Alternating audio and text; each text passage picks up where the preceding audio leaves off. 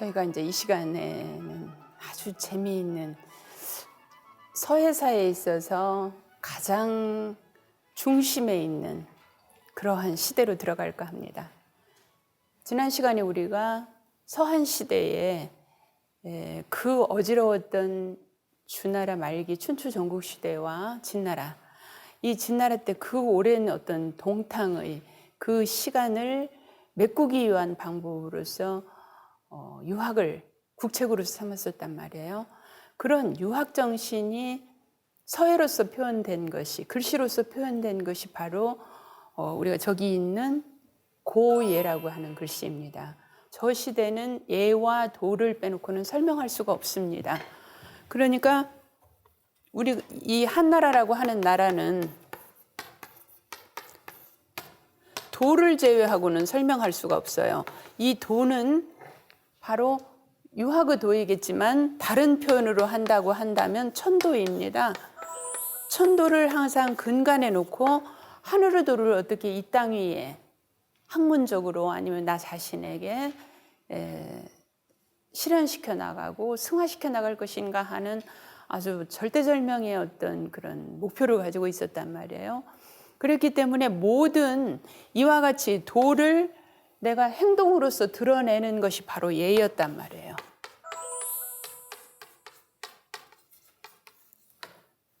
처음 얘기를 접하게 되면은 많은 분들이 그 얘기를 해요. 선생님, 이거 얘기 도대체 경전이라고 하는 책이 어쩜 이렇게 시시껄렁한 얘기, 너무 사소한 얘기까지를 이렇게 적어놓고 있느냐고.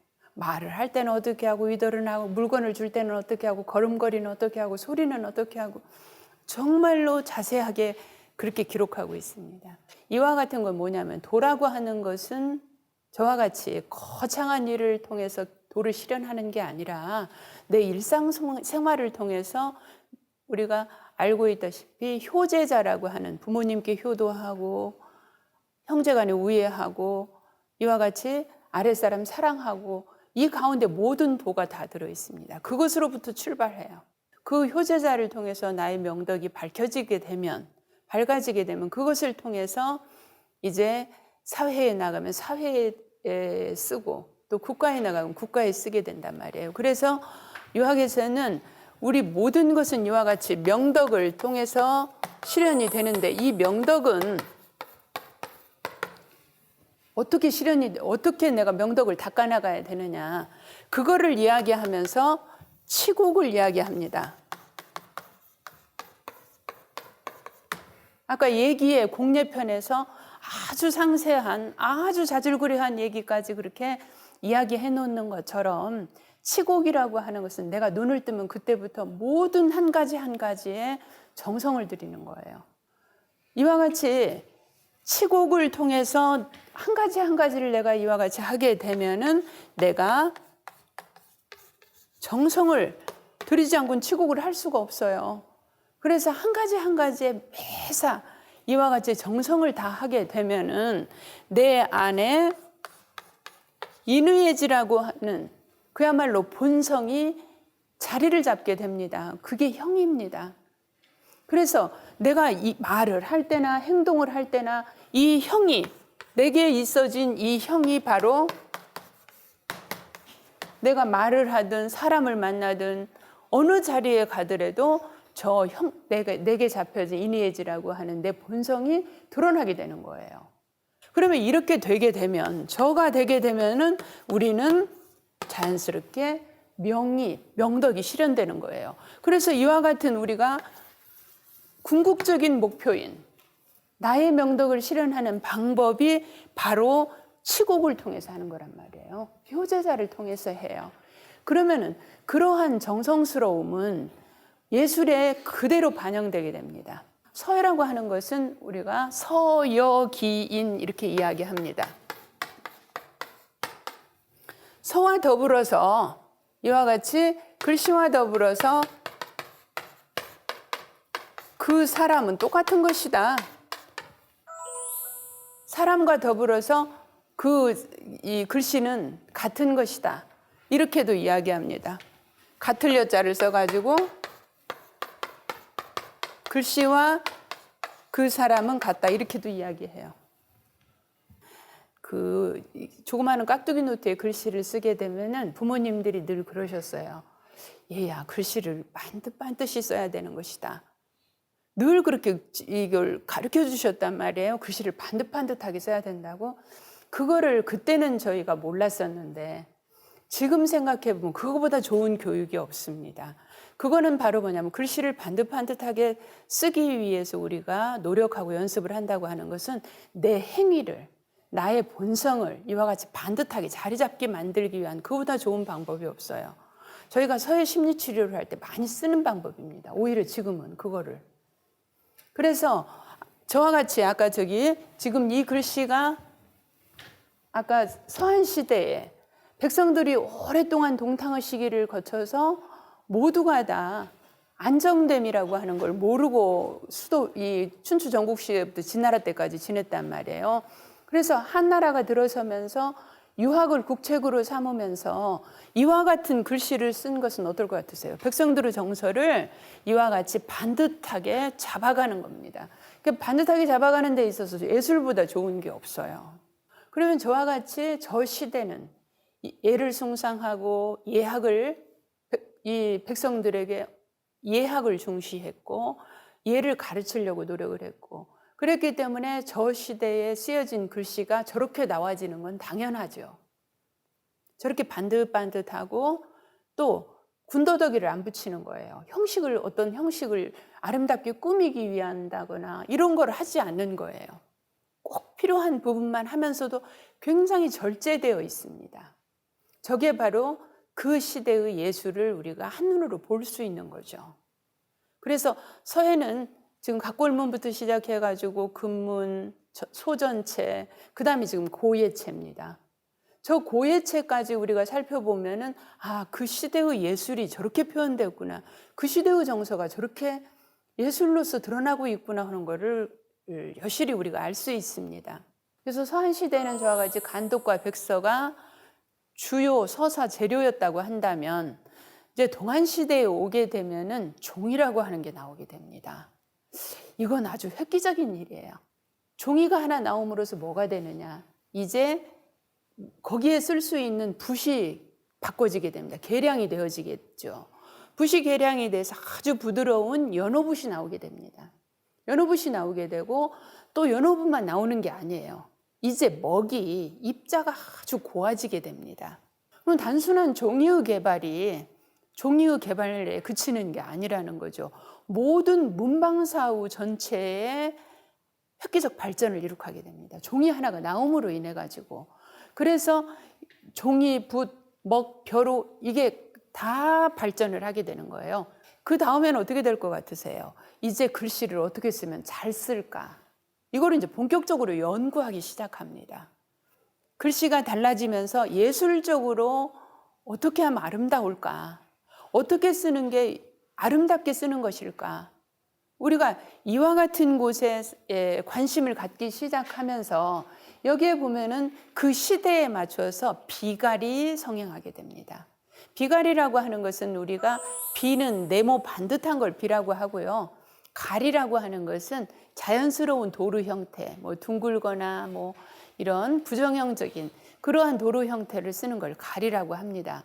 스승님의 은혜를 기리기 위해서, 조상님의 은혜를 기리기 위해서 이와 같이 비를 세우는 거예요. 송덕비를. 그러면 우리가 비라고 하는 게 어때요? 그냥 맘먹고 저희처럼 이렇게 종이에다가 쓰는 게 아니죠. 그 단단한 돌에다가 지금은 기계로도 이 글자를 팝니다만은 당시에는 저 한자 한자를 모두 정으로 이렇게 쪼아서 글씨를 팠어요. 비가를 세우는 풍습과 함께 글씨를 잘 쓰는 사람을 찾게 됩니다. 글씨를 잘 쓰는 사람을요. 그러면 마을이나 도시에서 누가 글씨를 제일 잘 쓰는가?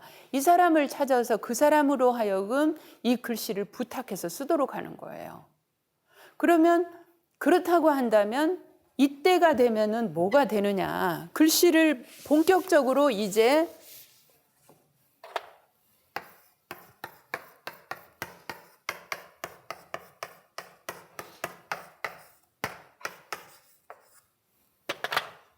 예술로서 보는 거예요. 예로서 보는 거예요. 그래서 이와 같이 각석에서가 성행을 하면서 본격적인 예술로서의 서예가 등장하게 됩니다. 예술 서예가. 그래서 한대 서예의 특징은 다양한 서체가 이제 출현하게 된다. 아까 초서가 나왔었고요. 초서 이전에 고예가 있었고 이제 그거를 통해서 여러 가지 서체가 출현하게 됩니다. 초서의 출현으로 인해 가지고 이제 해서 같은 것도 당나라 때 가장 성행을 하지만 실질적으로 초서의 출현은 이와 같이 한나라 때에 이미 출현을 하게 됩니다. 위진남북조에 오게 되면 아주 아름다운 해서가 나오게 돼요. 그렇기 때문에 거의 모든 서체가 한나라 때에 그 싹을 시작했다고 봐야 됩니다. 그 다음에 전문 서예가가 등장을 해요. 그럼 전문 서예가가 등장한다고 하는 것은 이와 같이 본격적으로 자기 어떤 심미의식을 예술 속에 드러내는 사람이 나온다는 거죠. 전문적인 서예가라고 하는 거는요. 그 다음에 서론이라고 하는 서예 이론서가 나오게 됩니다. 동안시대에 와가지고 서예가 본격적으로 발전하게 된 가장 중요한 이유가, 즉 간접적 이유는 바로 유학을 적극적으로 수용했었다. 유학을 수용하다 보니까 경서가 아주 광범위하게 편찬되게 됩니다. 그래서 경서가 광범위하게 편찬되어지고 당신은 인쇄술이 없으니까 어떻게 해야 돼요? 다 보고 베꼈어야 됐단 말이에요. 그러니까 경서가 광범위해지니까 당연히 어때요? 그거를 보고 베끼기 위한 그러한 글씨가 많이 쓰여질 수밖에 없었다. 쓰여질 수밖에 없었고 그 다음에 예학의 숭상으로 인해서 중화사상과 선현들의 송덕을 기리는, 송덕을 이와 같이 드러내는 그러한 전통이 만들어지게 되면서 많은 비가 서게 됩니다. 비가 서서 그 비가 세우게 되니까 좋은 글씨를 쓰려고 하는 그게 서예를 굉장히 발전하게 했다. 그 다음에 종이의 발명, 아까 말씀드렸고요. 예서가 공식적으로 쓰여지면서 이제 아까 초서에서 나오는 해서와 행서 같은 것이 드러나게 됩니다. 근데 그보다도 더 결정적인 원인은 이제 위진남북조에 가게 되면 이 현상이 본격적으로 드러나게 되는데요. 왕들이 이제 위진남북조에 가게 되면 드러내놓고 서예를 좋아하게 돼요. 그거는 아주 서예의 발전에 결정적 역할을 하게 되죠. 근데 이 시대는 당연히 이와 같이 잘 쓸 수밖에 없었어요. 여기에 보면은 지금 이 글씨를 보면은 이러한 지금 파책이 나오게 됩니다. 파책이 나오게 되고 왼쪽으로 무게를 주고 오른쪽에 무게를 주는 일종의 팔분예라고 얘기합니다. 저것을 가리켜서 우리는 팔분예라고 얘기하는데 8팔자처럼 양쪽으로 이쪽에도 무게를 주고 오른쪽에도 무게를 준다는 얘기예요.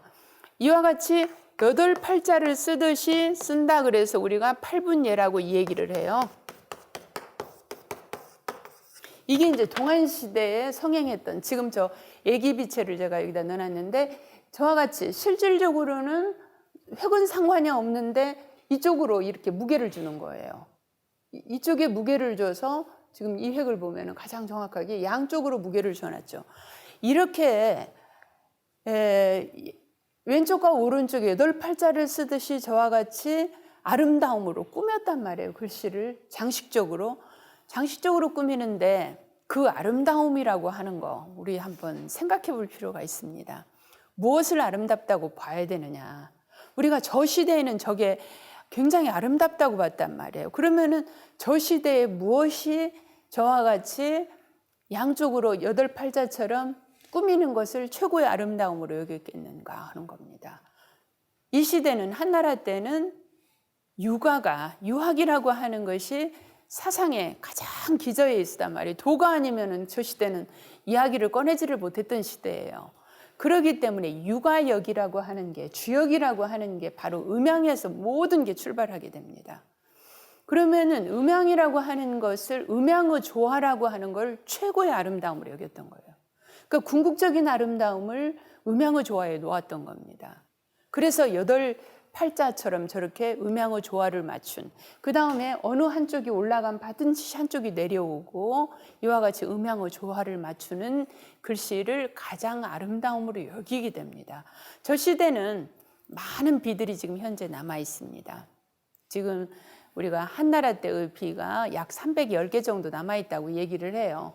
그러는데 저 비들이, 문제는 뭐냐면 저 비들이 똑같은 비가 하나도 없어요. 다 다릅니다.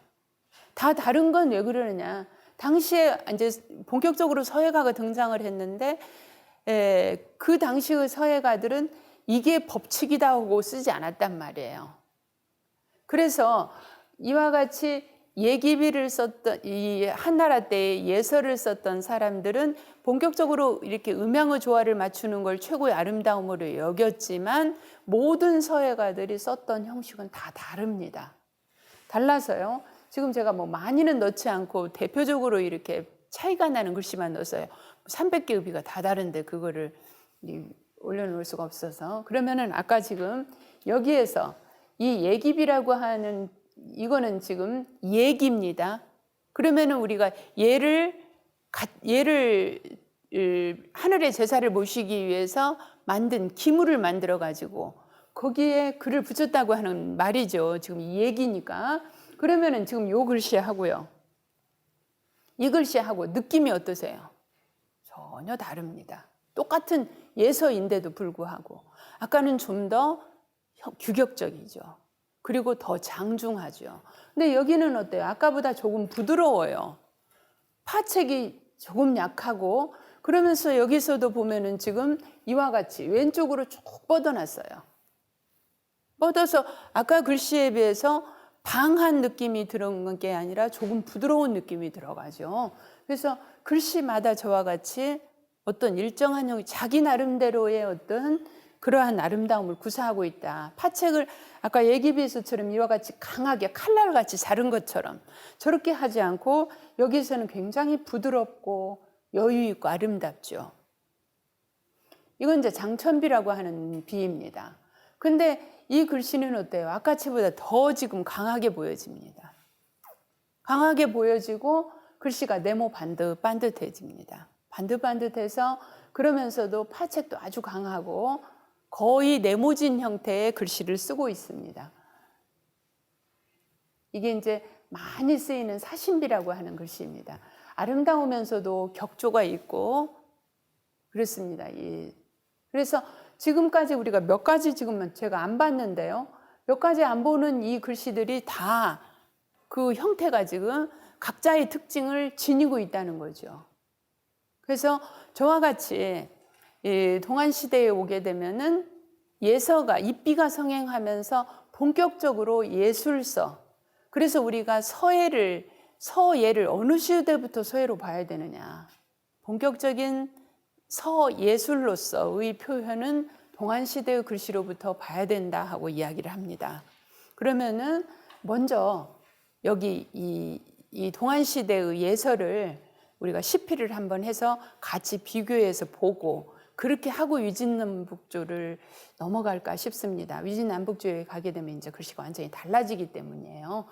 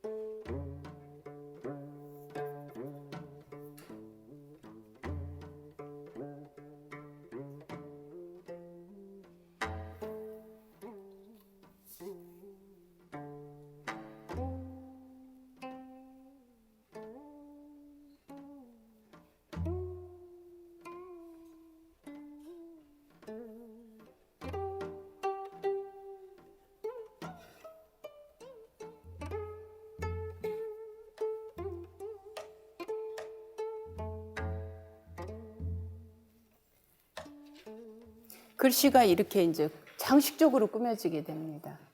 그러면 이 시대에 이와 같이 어떤 실용적인 목적에 의해서 아름다움을 물론 표현하지만은 아름답게 하기 위해서 다른 어떤 장식을 하지 않는 그런 글씨에 비해서 이때 오게 되면 이와 같이 파책을 만들게 되고 왼쪽 이와 같이 별회, 이쪽에 무게를 주게 돼요. 그래서 양쪽으로 균형을 맞춘다 그래서 우리가 다른 이름으로 팔분예라고 이렇게 이야기를 하게 됩니다. 저 시대는 많은 비들이 있지만 저 비들은 다 글씨가 다릅니다. 달라서 그 각자의 자기의 개성을 드러낸, 신비의식을 드러낸 그러한 예술서로서의 글씨를 표현하게 되죠. 이제 이 시대가 한나라가 멸망을 하게 됩니다.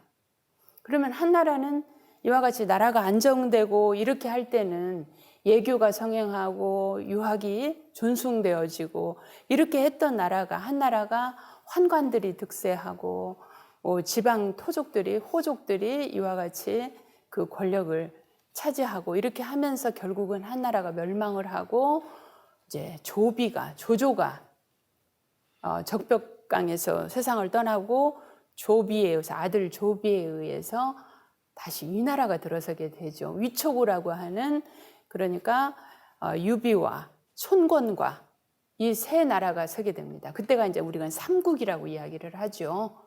그러면 위진남북조라고 하는 시대를 우리가 먼저 이해해야 될 필요가 있습니다. 이제 위진남북조라고 하는 시대는 거의 이 긴 시간 동안을 그야말로 이 16국이 됐다가 그 남북조 시대가 남쪽으로 갈라졌다, 북쪽으로 갈라졌다. 도대체 날마다 전쟁이었어요. 여기 보면은. 그래서 역사적으로 아주 전쟁만이 이어졌던 시대라고 보면 됩니다. 위진남북조라고 하는 시대는. 그 시대에 이와 같이 나라가 어지러울 때 가장 혼란스러운 것은 귀족층입니다. 지식층이고. 그냥 일반 백성들, 농사 짓는 사람들은 나라가 좀 어지러워도 크게 문제될 게 없어요. 농사 짓는데 뭐. 그러는데 지식층이라든지 나라의 정권을 잡고 있는 사람들이 가장 위태롭죠. 특히 지식층들은 이러한 정신적인 울분과 초조감, 이런 것들을 어디다 풀어놓을 곳이 없죠. 그러니까 이와 같이 그 풀어놓을 곳을 찾고자 하는, 그리고 정신적인 어떤 출路를 찾고자 하는 것이 바로 사상과 맞물려집니다. 그래서 위진남북조 시절에 오게 되면은 가장 중요시 여기는 게 뭐가 되느냐.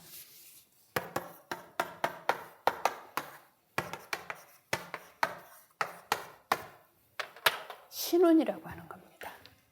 그러면은 이게 뭐냐면은 이러한 정신적인 울분, 역사적으로 어려운 그런 현실 속에서 이거를 풀어낼 수 있는 어떤 출로를 찾기 위해서 서예를 거기에 쓰게 됩니다. 그렇게 하다 보니까 나가 중요하게 된 거예요. 지금 내가 느끼고 있는 감정, 느끼고 있는 어떤 기쁨이 됐든 슬픔이 됐든 이게 가장 중요하게 된 겁니다. 그렇다고 한다면 내가 어떤 글씨를 썼을 때 어째야 돼요? 거기에 반드시 관지가 붙게 됩니다. 그럼에 따라서 예를 들어서 난정서라고 하는 글씨가 있는데요. 왕이지가 쓴 글씨입니다.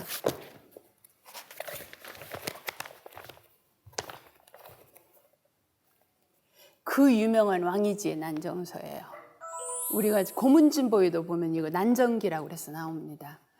우리가 3월 삼진날이면은 이와 같이 선비들이 이제 아름다운 그 영산에 모여가지고 더러운 때를 씻고 모여서 시회를 하게 됩니다. 3월 삼진날. 그러는데 그와 같이 그 인근 고을에 있는 빼어난 준수한 그러한 인재들이 거기에 이 조금 젊은 사람, 조금 나이 먹은 사람 함께 모여서 거기서 시를 짓고 잔치를 하고 하는 거예요. 그래서 그 겨울 동안에 묵은 이와 같이 마음의 때도 씻고 하는 이러한 오래된 전통적인 제예요, 제사예요. 그러는데 그때에 왕이지가 이 난정에 모여가지고 이와 같이 시회를 하고, 그러니 기분이 아주 좋죠. 우리가 유상국수라고 하는 이 술잔이 흘러가도록 술이 이 물이 흘러가듯이 이렇게 만들어가지고 거기다 술잔을 동동 띄워서 그 가에 선비들이 앉아가지고 술잔이 내 앞에 딱 오면은 술을 한 잔 딱 들고 시를 짓는 거예요. 바로 이게 유상국수 이 난정서에서 온 거예요. 그러니까 그 자리에 모여가지고 이 선비들이 시를 짓고 같이 술을 마시고 그래 기분이 얼마나 좋겠어요. 그 기분을 그대로 쓴 글이 바로 난정서입니다. 이 글을 왕이지가 술 한 잔 마시고 아주 기분 좋아가지고 집에 돌아와서 썼어요. 썼는데 술이 좀 취했을 거 아니에요. 그 밤에 왔으니까 가지고 술이 좀 취해가지고 아주 기분 좋게 해서 난정서를 딱 썼단 말이에요. 종이를 펴놓고 쓰고 나서 그 이튿날 아침에 가만히 생각하니까 이게 어젯밤에 내가 술을 너무 많이 마셨단 말이야. 그래서 아마 글씨가 별로 안 좋을 수도 있어. 그랬겠죠. 어젯밤 그 기분이 너무너무 지금 좋았었기 때문에. 그래서 아침에 일어나가지고 참 깨끗이 이제 세수도 하고 내가 새로 정말로 잘 써야지 하고 썼어요. 어떨 것 같으세요? 새로 쓰면 훨씬 잘 썼겠죠. 잘 썼을까요? 거기에 뭐가 결여되나요? 글씨의 모양은 훨씬 잘 쓸 수 있어요. 단지 거기에 뭐가 빠져요? 신운이 빠지게 됩니다. 느낌은 어젯밤의 느낌이 아니에요. 어젯밤의 느낌이. 그래서 왕이지가 그거를 또 쓰고 또 쓰고 아무리 또 다시 써도 어젯밤에 그렇게 그러한 운이 드러나질 않아요. 운이라고 하는 게 어때요? 우리 운율 할 때 운입니다. 그러니까 그 느낌이 글씨 속에 살아나질 않는 거예요. 그러면 우리가 한나라 때의 예서에서 느낌이라고 하는 표현을 제가 한 번도 안 썼습니다. 운이라고 하는 표현을. 그때는 뭐 어쨌어요? 예에 맞게 써야 됐어요. 그랬는데 이 시대 위진남북조에 오게 되면은 등장하는 것이 바로 이와 같이 운이라고 하는 말이 등장하게 됩니다. 그래서 위진남북조 시대에 와서 가장 중요시 여겼던 게 뭐냐? 상운입니다. 운을 숭상했다. 글씨의 느낌을 숭상한다는 말이에요. 그러면 위진남북조라고 하는 시대에 이와 같이 운이라고 하는 것을 중시하기 시작하면서 나라고 하는 게 중요시 여기게 되게 됩니다. 그래서 이거는 내가 언제 어느 때에 난정서처럼 내가 난정에 모여가지고 이와 같이 회를 하고 개회를 하고 그리고 돌아와서 이 글을 썼던 그게 중요하단 말이에요. 그거를 관지에 쓰기 시작한 관지라고 하는 게 그때부터 시작이 됩니다.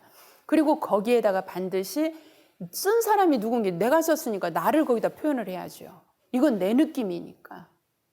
그래서 위진남북조의 시대에 오게 되면은 지금까지 한나라에서 볼 수 없었던 글씨의 맛이 나오게 됩니다. 지금 저기에서 보면 아까 제가 운필을 할 때 반드시 역입을 해서 했고 노봉이라고 하는 걸 안 쓰고 무겁게 하고 했다고 그랬어요. 한나라 때는요. 그러면 저 시대에는 아직 글씨 속에 운을 담을 필요가 없었기 때문에 반듯반듯하니 예를 숭상하는 것처럼 그렇게 쓰는 게 맞죠. 그러나 위진남북조 시대에 오게 되면은 전혀 글씨를 보는 관점이 달라지게 됩니다. 관점이 달라져서 글씨 속에 아까 왕이지처럼 이게 운이 살아있는가 안 살아있는가가 중요하다는 거죠. 그래서 위진남북조라고 하는 이 시대는 정치적으로는 그 오랜 기간이 전쟁만이 계속되었던 시대지만은 예술은 그게 아닙니다. 우리가 뭐 2차 대전이나 전쟁이 일어나고 나면 그야말로 이 노벨 문학상을 타는 그 문학 작품이 나오잖아요. 예술이 마찬가지란 말이에요. 그러니까 이와 같이 오랜 전쟁의 시기가 실질적으로 정치, 사회, 문화적으로는 많은 변화가 일어나게 됩니다. 왜 그래요? 전쟁을 하게 되면 이웃 나라와 교융이 이루어지게 됩니다. 교융이 이루어지기 때문에 전쟁을 해서 나라는 피폐해지지만 사실은 이웃 나라의 문화라든가 사회라든가 이런 것들의 영향은 많이 합쳐지게 되죠. 그러면서 발전하는 계기도 마련이 되어지고 하게 됩니다. 그래서 유학이 붕괴되고 현학과 불교가 성행하게 됩니다. 그 다음에 철학적으로 해방이 되져요. 오직 유학만이 도라고 여겼던 한나라에 비해서 이 시대에 오게 되면 모든 그야말로 백가정명이 다 나와요. 이때는. 그래서 철학적으로 해방이 되게 돼서 그런 것들이 예술로서 그대로 드러나게 됩니다. 문화와 예술에 찬란한 업적을 남기게 되고요. 지식계층 의식이 새로운 변화에 순응을 하기 위해서 서예에 이와 같이 자기의 정서를 담고자 하게 됩니다. 그래서 서예에 특히 영향을 많이 미치게 되는데요. 근데 이제 상운서예라는 말이 등장을 하게 됩니다. 이때 오게 되면 운이 최고의 키워드가 되는 거예요. 서예에서. 서예 작품에서 키워드가 운이 되는 거예요. 그렇게 하다 보니까 이와 같이 이 시대의 글씨 속에다가 아름다움을 드러내고자 한다. 그러다 보니까 글씨를 쓰고 나면 거기에 반드시 이거 내가 언제 쓴 건지, 언제 어느 때 왜 이것을 쓰게 됐는지 그것을 기록하고 자기 이름을 기록하는 관지를 쓰는 것이 이때부터 시작되었다 하는 것을 알 수 있고요. 지금 여기에 보면 굉장히 신미의식은 형세미감을 작가의 주관적 개성을 드러내는 것을 최고의 아름다움으로 여겼단 말이에요. 그렇다고 한다면 유진남북조 시대는 어떨 것 같으세요? 다양한 글씨가 나올 수밖에 없겠죠. 각자가 자기의 개성을 드러낸 글씨를 중요시 여겼고 그걸 최고의 아름다움으로 여기게 되었기 때문에 이와 같이 다양하게 개성을 드러내는 그러한 글씨를 쓸 수밖에 없었다. 또 중요한 건 뭐냐면은 종이가 이미 보편적으로 사용되게 됐죠. 이 시대에 오면. 종이가 보편적으로 사용되니까 붓이 아까 연호붓을 쓴다고 그랬어요. 그러면 연호붓을 쓰고 종이가 나오고 하게 되면은 저러한 초서라든지 행서라든가 이런 것들이 쓰기가 아주 좋죠. 또 자기 개성을 거기에다가 울분이라든가 기쁨이라든가 그거를 표현하기 아주 좋습니다. 이와 같이 아주 예술적이고 아름답고 유창하죠. 지금 이것은 왕이지의 난정서는 하나도 진본이 없습니다. 하나도 진본이 없고 후대에 당나라 때의 태종이 워낙에 왕이지를 좋아해서 왕이지의 진품을 있는 대로 다 거두어드립니다. 나무 묘회 속에 들어있는 것까지 다 거두어드려요. 거두어드려서 이제 당나라 때 가게 되면 이 말씀을 드리겠습니다. 그러는데 세상을 떠날 때 다 가지고 떠났다고 그래요. 그래서 실질적으로는 왕이지는 진본이 하나도 없는데 왜 이렇게 왕이지 글씨가 그대로 남게 됐느냐. 많은 글씨 잘 쓰는 사람을 불러서 똑같이 모서를 하게 했습니다. 임금이. 그래서 그 당시에 수도 없이 많은 모서본이 남아서 지금 많은 박물관에 가게 되면 이 난정서의 모사본입니다. 그건 전부 다. 모사본이지만 왕이지의 그런 느낌은 그대로 살아 있습니다. 잠시만 제가 사경을 한번 보여드릴게요. 지금 이것은 그 당시의 사경의 형태는 아닙니다. 그 당시의 사경은 이 경전을 전파하기 위해서 했었고 이제 후대에 오게 된 우리나라 고려 사경입니다. 이런 거는 이건 전부 순금으로 쓴 겁니다. 순금으로 써서 왕실에서 주로 이제 기복을 위해서 그러니까 돌아가신 부모님을 위해서라든지 나라의 안녕을 위해서라든지 이와 같이 그러한 목적으로 기복을 빌기 위해서 사경을 했었어요. 거기에서 그때부터 시작해서 이와 같이 금리사경이라고 합니다. 금리사경이 성행하게 되는데요. 이와 같은 이제 이것은 예술적으로 사경을 하나의 작품으로서 표현을 한 거죠. 종교적인 목적이 아니라요. 작품으로서 표현을 한 사경입니다. 지금 이것은 제가 사경 작업을 하고 있는 중입니다. 현재 지금 쓰고 있는 작업하고 있는 사경이에요. 그래서 글씨가 굉장히 적죠. 적은데 이것도 이보다 더 적게도 씁니다. 사경을. 지금 현재 이 상태보다도 더 적게요. 여기에 보면은 지금 이와 같이 변상도라고 합니다. 이것을 보고 변상도라고 하는데 당시에는 글씨를 모르는 사람들이 많이 있었어요. 그래서 불경의 내용을 이와 같이 그림으로 그려서 그림을 보고 그 경전의 의미를 이와 같이 깨달을 수 있도록 이렇게 했던 걸 변상도라고 합니다. 이것은 이제 아미타경의 그 내용인데 이와 같이 변상도를 하고 이걸 보고 변상도라고 그래요. 그리고 이제 내용을 이렇게 적은 사경입니다. 그래서 현재 이와 같이 이러한 사경 작품들은 우리나라가 가장 수준이 높습니다. 일본이나 중국이나 어느 나라도 흉내를 내지를 못해요. 그리고 고려 사경은 세계에서도 그건 불가사의라고 이야기합니다. 그럴 정도로 가장 수준 높은 예술 작품으로 지금 인정받고 있습니다. 또 이 시대는 모든 글씨들이 다 등장했을 때죠. 그래서 자연스럽게 글씨가 발전할 수밖에 없었다. 위진남북조라고 하는 시대는 왕이지가 나올 수밖에 없었습니다. 그 시대는. 그래서 이때는 특히 제왕들이 관심이 많았어요.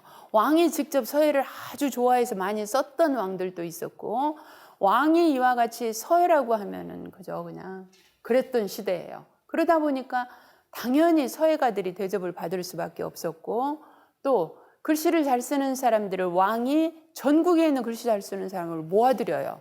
모아들여가지고 직접 거기에서 글씨를 이와 같이 쓰도록 그러한 기구를 만들고 이렇게 했던 시대입니다. 위진남북조라고 하는 시대는요. 그래서 제왕이나 문벌 귀족 서예에 관한 관심들이 아주 높아지게 돼서 한나라 후기 조조가 이와 같이 종효를 아주 총애했는데 조비 또한 종효를 총애해서 종효의 영향이 아주 크게 됩니다. 종효의 선시표 같은 건 아주 글씨가 좋아요. 아주 품격이 있고 그렇게 좋은 글씨를 쓸 수밖에 없게 됩니다. 유송시대의 명제라든지 남제대우, 고제, 부기의, 태조 이런 사람들이 저런 왕씨가 아까 왕이지 또 사씨가 이런 문벌귀족의 서예를 숭상하게 된다. 근데 아까 금비령이 내렸다 그랬죠.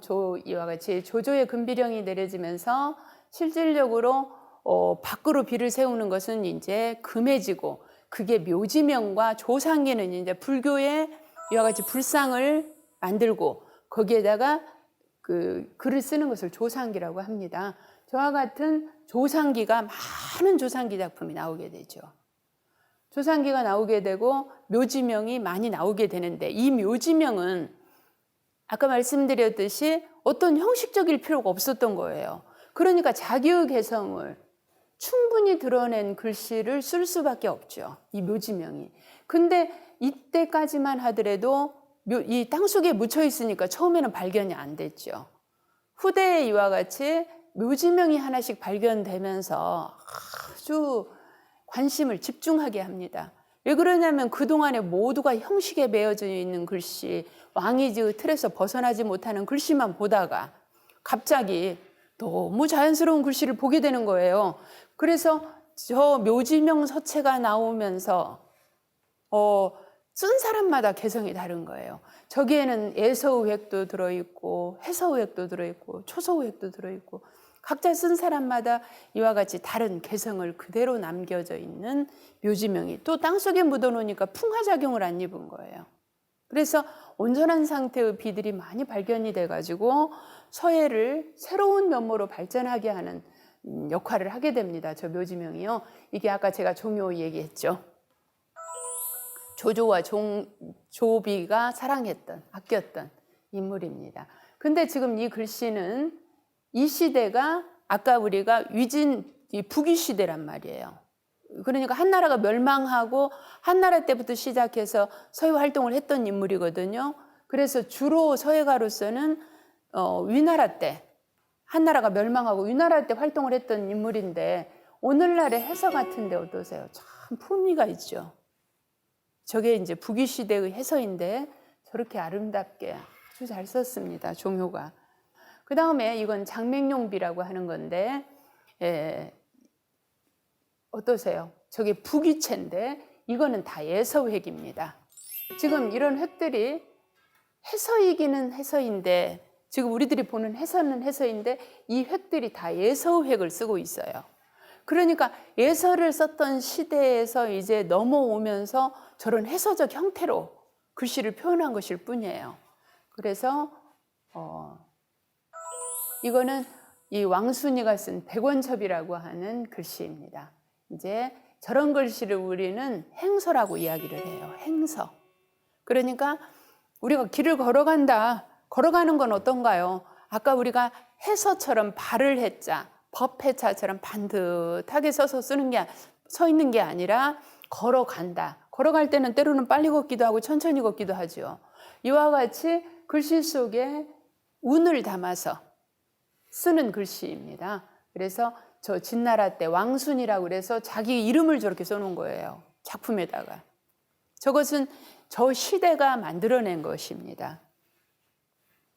이게 이제 왕헌지 글씨입니다. 아까 왕이지 아들이에요. 중추첩이라고 하는 아주 왕헌지 글씨가 참 좋습니다. 근데 그 시대에는 왕이지에 가려가지고 왕헌지는 그다지 빛을 못 봤고요. 글씨의 형태라든가 이런 것들은 오히려 왕헌지가 더 잘 썼다고 이야기하는 사람들도 많습니다. 이게 왕희지의 난정서입니다. 난정서 전체예요. 지금 저기 보면은 뭐 수도 없이 지금 이게 낙관이 찍혀져 있죠. 저와 같이 낙관이 찍혀져 있고 이제 본래는 여기에 발문이 여러 개가 붙어 있습니다. 그건 이제 이걸 소장했던 사람들이 붙였던 발문이고요. 그래서 이것이 바로 난정서가 지금 여기 보면 어떤가요? 잘못 써가지고 이렇게 그려놨죠. 그러니까 그 술 한잔 마시고 기분 좋아가지고 와서 그대로 썼던 거예요. 그대로 썼는데 저것이 아침에 일어나서 다시 써보니까 저 운치가 나오지를 않더라는 거죠. 나오지 않아서 결국은 다시 찍고 그래서 결국은 처음 썼던 저 작품을 남게 됐다고 얘기를 해요. 근데 그 운이 느껴지세요? 진짜 진본을 보면은 더 아마 운이 느껴지실 텐데요. 그 기쁨을 표현한. 근데 왕이지 글씨는 정말로 아름답습니다. 이게 사경입니다. 참 아름답죠. 왕이지 글씨는 보면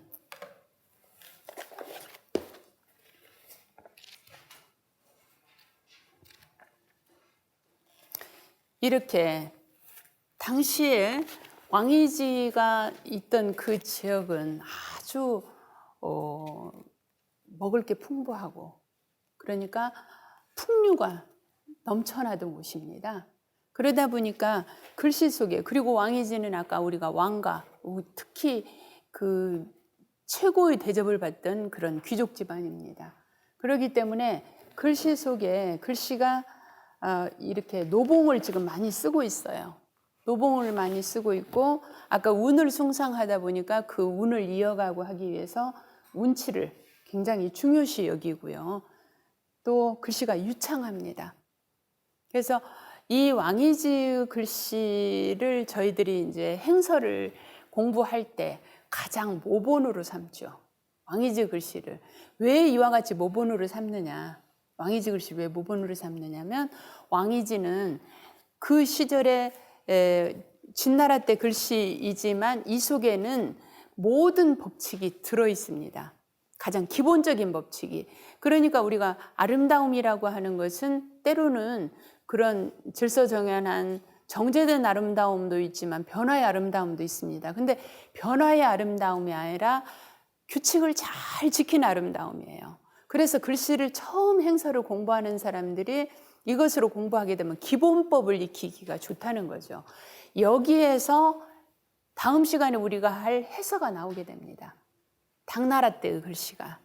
그러니까 이 글씨가 왕이지에서 나와요. 그리고 청나라 때까지, 청나라뿐만이 아니라 지금까지 우리는 왕이지 그늘에서 못 벗어나고 있습니다.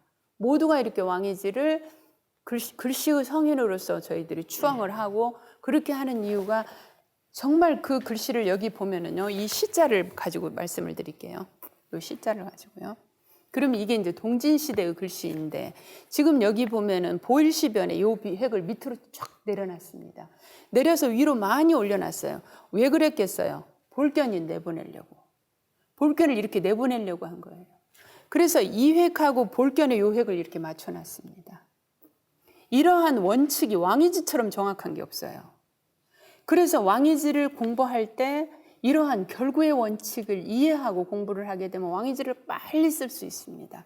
그냥 왕이지를 기본적인 것으로 이렇게 왕이지를 기본으로 만들어 놓게 되면은 다른 글씨는 변화를 하기에는 이 글씨는 이렇게 변화시켜 놨구나 하는 거를 알면 바로 알 수 있어요. 그래서 왕이지는 지금 보면은 그러한 법칙을 위로 올라가면 밑으로 내리고 여기 보면 위로 이렇게 쫙 올려서 밑으로 이렇게 내려놓고요. 그런 원칙을 아주 잘 지켜놨다. 이 서자 보세요. 서자를 보면은 지금 요 획을 이렇게 내려놨어요. 밑에까지. 왜 그러냐면 오른쪽 요 획을 빼려고. 그러니까 그러한 원칙을 알고 책을 보게 되면 훨씬 쉽게 책을 이해할 수 있고 볼 수 있습니다. 그래서 왕이지를 이러한 점에서 우리가 왕이지를 서성이라고 이야기를 합니다. 그러면 왕이지를 한번 시피를 한번 해볼게요.